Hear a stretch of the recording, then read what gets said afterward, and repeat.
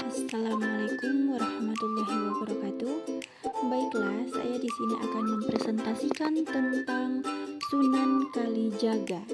Langsung saja pada pembahasan, Raden Sahid yang kelak dikenal dengan sebutan Sunan Kalijaga adalah putra Tumenggung Wilatikta Bupati Tuban. Selain Raden Sahid, beliau juga ini mempunyai sejumlah nama, yaitu Syekh Melaya Lokajaya, Raden Abdurrahman, Pangeran Tuban, dan Ki Dalang Sida Brangti. Ternyata nama-nama tersebut memiliki kaitan erat dengan sejarah perjalanan hidup tokoh Wali Songo ini dari sejak bernama Sahid Lokajaya hingga menjadi Sunan Kalijaga. Singkat cerita, kenakalan Raden Sahid berhenti setelah bertemu dengan Sunan Bonang dan bertobat. Berdasarkan serat Lokajaya, kala itu Raden Sahid tengah bersembunyi di hutan sambil mengintai calon mangsa yang lewat. Nah, kebetulan saat itu terdapat orang tua yang menggunakan pakaian serba gemerlap yang tak lain adalah Sunan Bonang. Lantas, Raden Sahid ini langsung mendekat dan merampas harta dari Sunan Bonang. Tetapi sang Sunan telah mengetahui niatnya tersebut dan mengeluarkan kesaktiannya dengan menjelma menjadi 4 wujud. Raden Sahid merasa ketakutan dan melarikan diri. Namun, kemanapun dirinya pergi selalu berhasil dihadang oleh Sunan Bonang.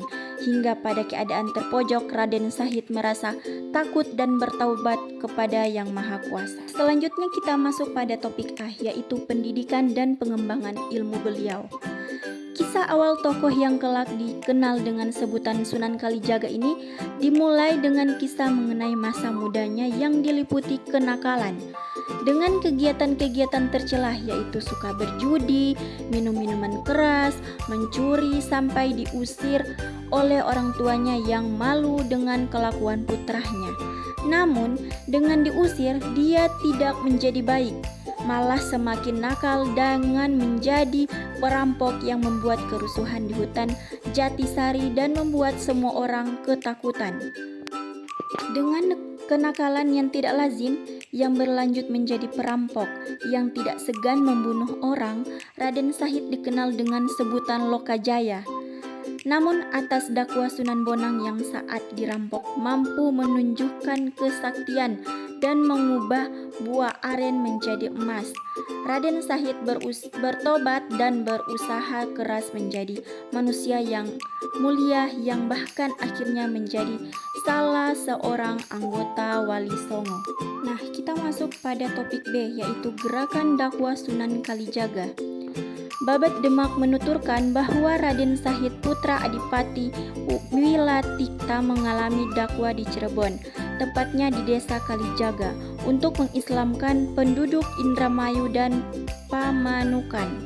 Setelah lama berdakwah, Raden Sahid kemudian melakukan laku ruhani dengan melakukan uzlah di Pulau Upih. Setelah melakukan uzlah selama 3 bulan lebih 10 hari, laku ruhani Raden Sahid diterima Tuhannya. Ia diangkat menjadi wali dengan gelar Sunan Kalijaga. Banyak orang menjadi pengikutnya dan mengabdi kepada Tuhan.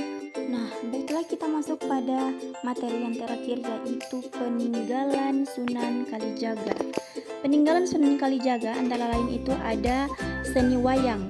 Yang dimaksud dengan seni wayang adalah seni pertunjukan boneka bayangan yang khas di Jawa.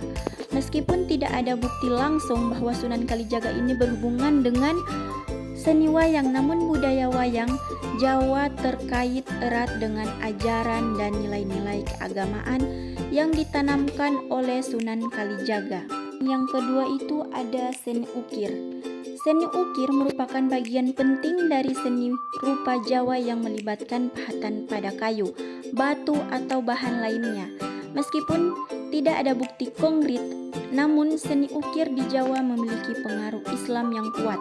Pengaruh Islam dalam seni ukir bisa meliputi motif yang menggambarkan ajaran agama Islam seperti kaligrafi atau lambang-lambang keagamaan.